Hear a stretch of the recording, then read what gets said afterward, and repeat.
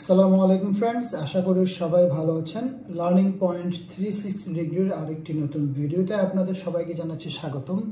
আজকে আমি learn English from English story এই সিরিজের আরেকটি নতুন ভিডিও আপনাদের সাথে শেয়ার করব এবং বরাবরের মধ্যে আজকেও একটি ইংলিশ স্টোরি বাংলায় অনুবাদ করে শেয়ার করব এবং আজকে খুব সহজ এবং খুব মজার একটি স্টোরি নিয়ে এসেছি এবং এই গল্পটির থেকে কিছু শব্দার্থ অবশ্যই আপনারা এই গল্পের কমেন্টে অথবা আমার ফেসবুক পেজে অথবা ইউটিউবের পোস্ট সেকশনে পেয়ে যাবেন।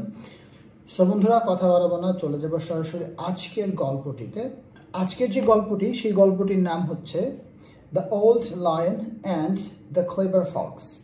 মানে হচ্ছে যে একটি বৃদ্ধ সিংহ এবং একটি চালাক শিয়াল। সো গল্পটি হচ্ছে এরকম: ওয়ান্স আপন এ টাইম, কোনো এক সময়, there was a lion, একটা সিংহ ছিল, that grew so old, এটা এতই বৃদ্ধ হয়ে গেছিল, যেটা that মানে হচ্ছে যেটা বা এটা, grew মানে যার বয়স হয়েছিল, so old অনেক বেশি বা যার বয়স হয়েছিল অনেক বেশি, that যে it was unable to hunt, এটা শিকার করতে সক্ষম ছিল না। আনএবল মানে কোনো কিছু করতে অক্ষম হওয়া বা সক্ষম না হওয়া। হান্ট মানে হচ্ছে শিকার করা। So it was unable to hunt, এটা শিকার করতে অসক্ষম ছিল। এনি প্রে, কোনো শিকার, প্রে মানে হচ্ছে শিকার।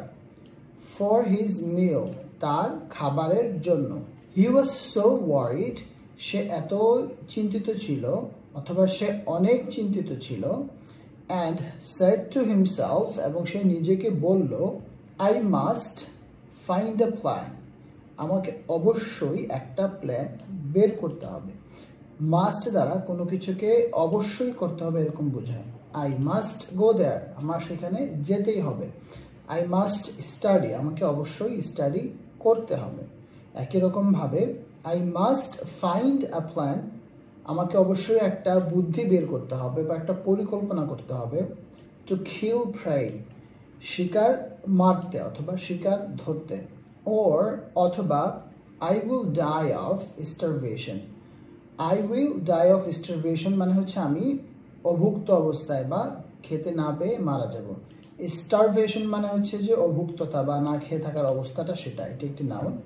অ্যান্ড ডাই অফ মানে হচ্ছে যে কোনো কিছুর কারণে কেউ মারা যাওয়া। ডাই অফ পুরোটা একসাথে একটা ফ্রেজাল ভার্ব।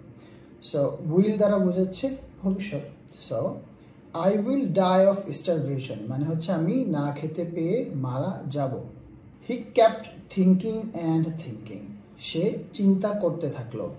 হি মানে সে, ক্যাপ্ট কোনো কিছু দ্বারা মানে কোনো কিছু ভবিষ্যতে একটা জিনিস হতে ছিল, ওটা দ্বারা বুঝালে ক্যাপ্ট বোঝানো যায়। যে keep এর past from kept and thinking, he kept thinking মানে সে চিন্তা করতে থাকলো। he was thinking টাকেও আসলে এখানে আমরা কিছুটা kept thinking দিয়ে একই অর্থ বুঝাচ্ছি। so he kept thinking and thinking মানে সে চিন্তা করতে থাকলো এবং চিন্তা করতে থাকলো। finally an idea came to his mind, অবশেষে তার মাথায় একটা বুদ্ধি আসলো। he decided to lie down, সে সিদ্ধান্ত নিল বা পরিকল্পনা করলো। টু লাই ডাউন মানে হচ্ছে শুয়ে থাকতে। ইন দ্য কেভ, গুহার ভিতরে। Pretending to be sick, pretending to be sick মানে হচ্ছে যে অসুস্থ হওয়ার ভাব ধরে। এখানে হচ্ছে যে প্রিটেন্ডিং ভার্বের সাথে আইএনজি যুক্ত হয়েছে এবং তারপরে আরেকটা ভার্ব দেওয়া হয়েছে। সো এটা দ্বারা বোঝানো হচ্ছে কি কোনো একটা কিছুর ভাব ধরে, কিসের ভাব? অসুস্থ হওয়ার ভাব ধরে সে শুয়ে থাকবে। যেরকম বলতে পারেন যে কেউ someone is pretending to be rich, কেউ হচ্ছে যে বড়লোক হওয়ার ভান করছে। ঠিক একই রকম ভাবে প্রিটেন্ডিং টু বি সিক, অসুস্থ হওয়ার ভান ধরছে বা ধরে। ওয়েন দ্য আদার অ্যানিমালস, যখন অন্যান্য প্রাণীরা, অফ দ্য জঙ্গল মানে হচ্ছে জঙ্গলের, উইল কাম টু সি আসবে, উইল কাম আসবে, টু সি দেখতে, হিম তাকে। So will come to see him তাকে দেখতে আসবে। বিকজ অফ কারণে, ঠিক আছে, অথবা জন্যে। বিকজ অফ হিজ ইলনেস তার অসুস্থতার জন্যে বা তার অসুস্থতার কারণে। ইলনেস শব্দটার অর্থ হচ্ছে অসুস্থতা, ঠিক একই অর্থ যেটা অর্থ হচ্ছে সিক। সিক এবং ইলনেস মোটামুটি একই অর্থ। সো যখন কেউ তাকে দেখতে আসবে, উইল বিকাম হিজ প্রে, তার শিকার হয়ে যাবে।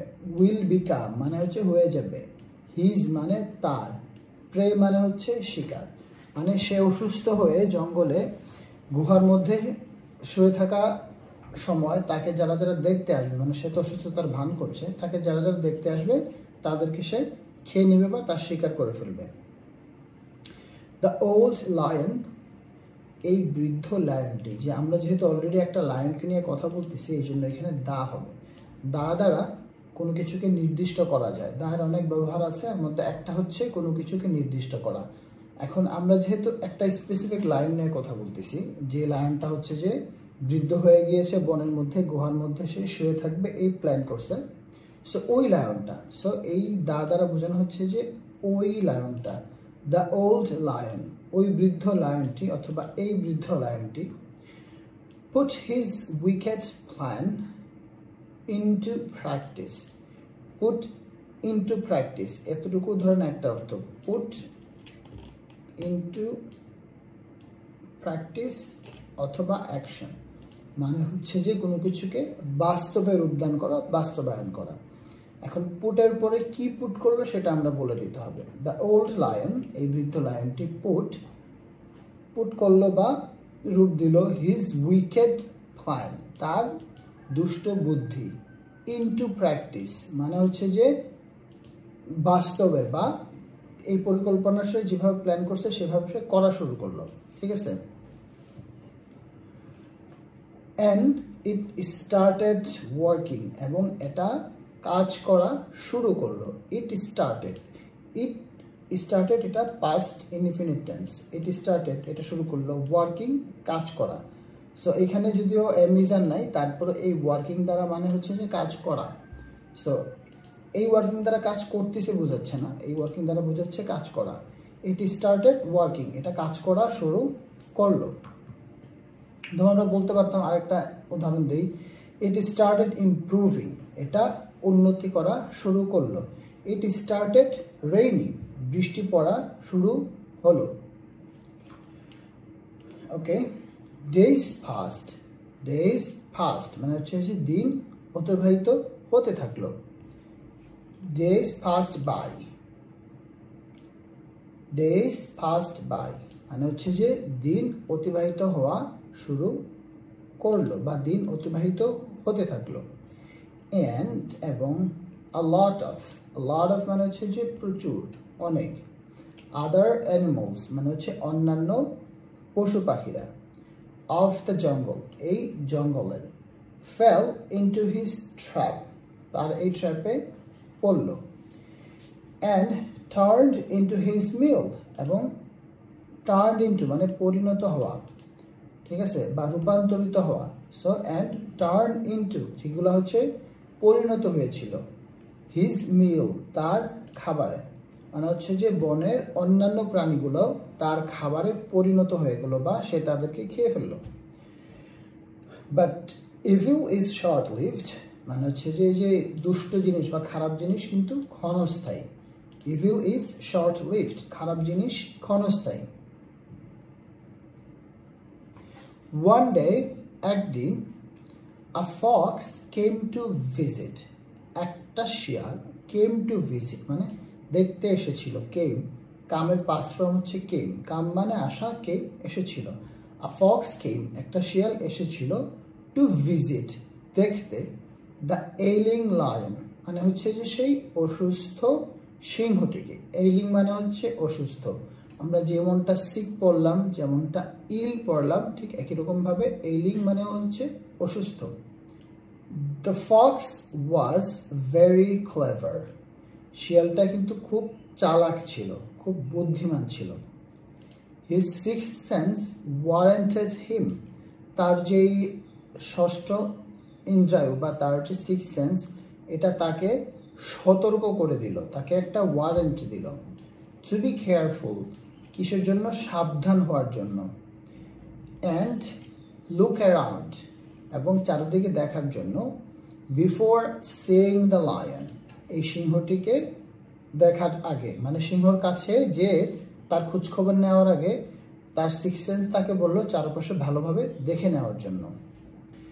The fox stood at the mouth of the cave. The fox, শিয়ালটি, stood মানে দাঁড়িয়েছিল, stand মানে দাঁড়ানো, স্ট্যান্ডের পাস্ট ফর্ম দাঁড়িয়েছিল, at the mouth মানে হচ্ছে যে মুখে, অথবা আপনি বলতে পারেন এন্ট্রান্স মানে হচ্ছে একদম মুখে, যে এই গুহাটার যেই একদম প্রবেশদ্বার সেখানে দাঁড়িয়েছিল, অফ দ্য কেভ গুহাটার, অ্যান্ড লুকড অ্যাবাউট এবং সে চারপাশে খুব ভালোভাবে নিরীক্ষণ করলো বা খুব ভালোভাবে চারপাশটা সে পর্যবেক্ষণ করলো।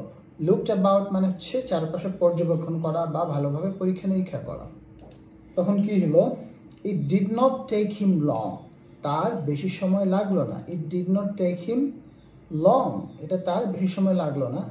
টু ডিসকভার মানে হচ্ছে যে খুঁজে বের করতে বা বুঝে ফেলতে বা উদ্ভাবন করতে, the wicket plan of the lion, এই সিংহটির যে দুষ্ট বুদ্ধি সেটি, মানে সিংহর যে দুষ্ট বুদ্ধি আছে এইটাকে অনুধাবন করতে বা বুঝতে এই শিয়ালটার খুব বেশি সময় লাগলো না। সুতরাং ইনস্টেড অফ মানে হচ্ছে কোনো কিছুর পরিবর্তে, ইনস্টেড অফ গোয়িং ইনসাইড মানে হচ্ছে যে ভিতরে যাওয়ার পরিবর্তে, ইনস্টেড অফ গোয়িং ইনসাইড ভিতরে যাওয়ার পরিবর্তে, আমরা আরও বলতে পারি ইনস্টেড অফ রিডিং পড়ার পরিবর্তে, ইনস্টেড অফ প্লেয়িং খেলার পরিবর্তে। So instead of going inside the cave এই গুহার ভিতরে যাওয়ার পরিবর্তে, he asked the lion from outside, সে লায়নটাকে জিজ্ঞাসা করলো, ফ্রম আউটসাইড বাহির থেকে, হাউ আর ইউ স্যার, আপনি কেমন আছেন স্যার, অথবা সিংহ মহাশয় আপনি কেমন আছেন।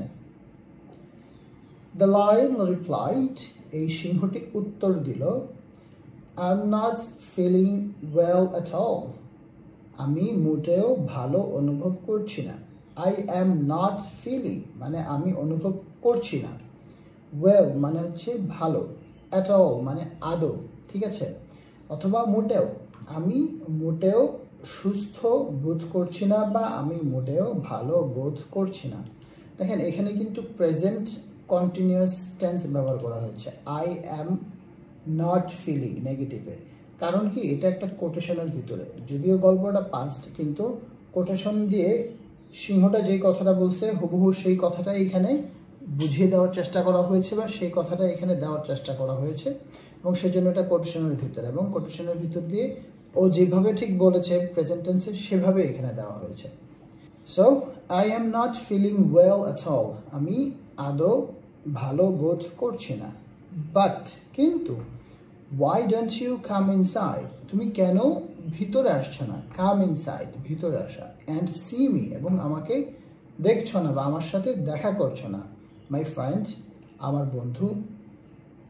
সে বলল যে কিন্তু তুমি কেন ভিতরে এসে আমার সাথে দেখা করছো না আমার বন্ধু। I haven't seen you for a long time, আমি অনেক দিন ধরে তোমাকে দেখিনি বা তোমার সাথে অনেক দিন আমার কোনো দেখা সাক্ষাৎ হয়নি। আই হ্যাভেন্ট সিন আমি দেখিনি, ইউ তোমাকে, ফর আ লং টাইম দীর্ঘদিন ধরে। দেন দ্য ফক্স রিপ্লাইড, তারপরে যে উত্তরটা দিল শিয়ালটি, এটাও কোটেশনের মধ্যে, নো থ্যাংক ইউ স্যার, ঠিক আছে ধন্যবাদ সিংহ মশাই অথবা ধন্যবাদ জনাব। I do not want to B your dinner tonight, আমি আজকে রাতে তোমার রাতের খাবার হতে চাই না। আই ডু নট আমি চাই না, ওয়ান্ট টু বি হতে, ওয়ান্ট মানে হওয়া, টু বি ওয়ান্ট মানে চাওয়া, টু বি মানে হওয়া।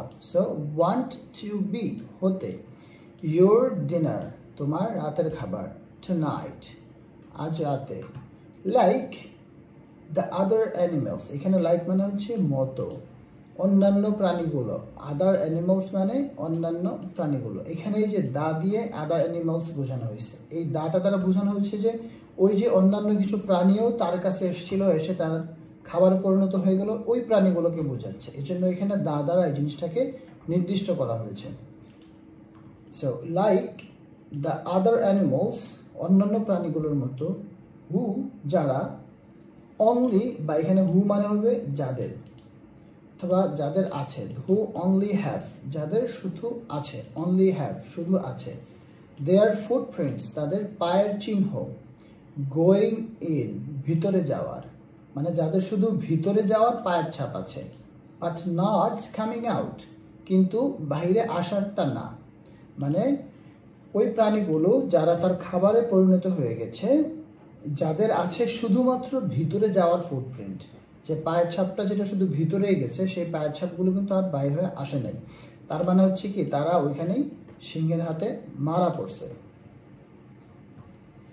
দাস এভাবে, উইথ হিজ ক্লেভারনেস তার বুদ্ধি দিয়ে অথবা তার চতুরতার সাহায্যে, দ্য ফক্স এই শিয়ালটি, এইখানেও দেখেন দা দ্বারা কিন্তু স্পষ্ট বা নির্দিষ্ট করে ওই ফক্সটার কথা বলতেছে, যেই ফক্সটা আপনার ওই বাঘের হাত থেকে নিজেকে বাঁচালো বা সিংহের হাত থেকে নিজেকে বাঁচালো। এখানে যদি আমি বলতাম আ ফক্স, তার মানে হয়তো যে কোনো একটা শিয়াল, একটা শিয়াল, কারণ এই বনে তো অনেক শিয়াল আছে, এর মধ্যে যে কোনো একটা শিয়াল হতে পারতো, কিন্তু দ্য ফক্স দ্বারা বোঝানো হচ্ছে ওই শিয়ালটা, যে শিয়ালটাকে নিয়ে আমরা এতক্ষণ কথা বলতেছি। So the Fox was able to save his life, এই শিয়ালটা সক্ষম হয়েছিল, এবল টু মানে সক্ষম হয়েছিল, ওয়াজ দ্বারা আসলে বোঝাচ্ছে হচ্ছে যে অতীতকাল। সো এবল সক্ষম হওয়া, এবল টু সেভ বাঁচাতে সক্ষম হওয়া, আর ওয়াজ এটা দ্বারা আমরা বুঝতেছি অতীতে, মানে হয়েছিল, এই ওয়াজের কারণে আমরা হয়েছিল বলবো। Was able to save his life, যে তার জীবনটাকে বাঁচাতে সক্ষম হয়েছিল। And the lives of other animals, এবং জীবনগুলো অন্যান্য প্রাণীগুলোর, যেহেতু আদার অ্যানিমালস, ঠিক আছে, অন্যান্য প্রাণীগুলো, এই জন্য এখানে লাইফের বহুবচন লাইভস হয়েছে। লাইফ মানে হচ্ছে জীবন, আর লাইফের যদি বহুবচন করেন সেটা হয়ে যাবে লাইভস, মানে জীবনগুলো। সো সে অন্যান্য প্রাণীগুলোর জীবনও বাঁচাতে বা জীবনগুলো বাঁচাতে সক্ষম হয়েছিল। ইনফর্মিং দ্যাম তাদেরকে জানিয়ে, ঠিক আছে, জানানোর মাধ্যমে, of the wicket trick of the lion, ঠিক আছে, এই যে দেখেন অফ দ্য উইকেট ট্রিক, ওই দুষ্ট বুদ্ধিটা, এখানে দা কিন্তু টায়ের অর্থটা দিচ্ছে, অ্যান্ড অফ দ্য লায়ন ওই সিংহটা, ঠিক আছে। এই উইকেট প্ল্যান সম্পর্কে কিন্তু আমরা আগেও জানছি, ট্রিক বা প্ল্যান কোনটা, ওই প্ল্যানটা, যে প্ল্যানটা হচ্ছে যে সিংহটা অসুস্থ সেজে গুহার মধ্যে শুয়ে থাকবে। সো এই ট্রিক সম্পর্কে আমরা আগে জানছি, এই জন্য এই দা দ্বারা ওই দুষ্ট ট্রিকটাকে নির্দিষ্ট করতেছে। Informing them of the wicket trick of the lion.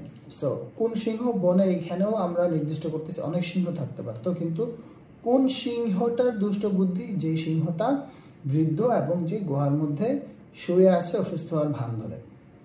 So এখানে ওই দাটা দ্বারা ওই লায়নটাকে নির্দিষ্ট করতেছে। সো বন্ধুরা, আজকের গল্পটা ছিল এই পর্যন্তই, এবং আশা করি গল্পটা আপনাদের সবার কাছে ভালো লেগেছে।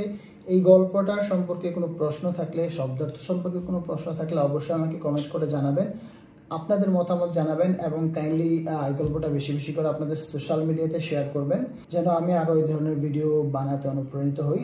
এবং পরবর্তী নতুন কোনো ভিডিওতে দেখা হবে, আশা করি সেই পর্যন্ত সবাই ভালো থাকবেন। আল্লাহ হাফেজ।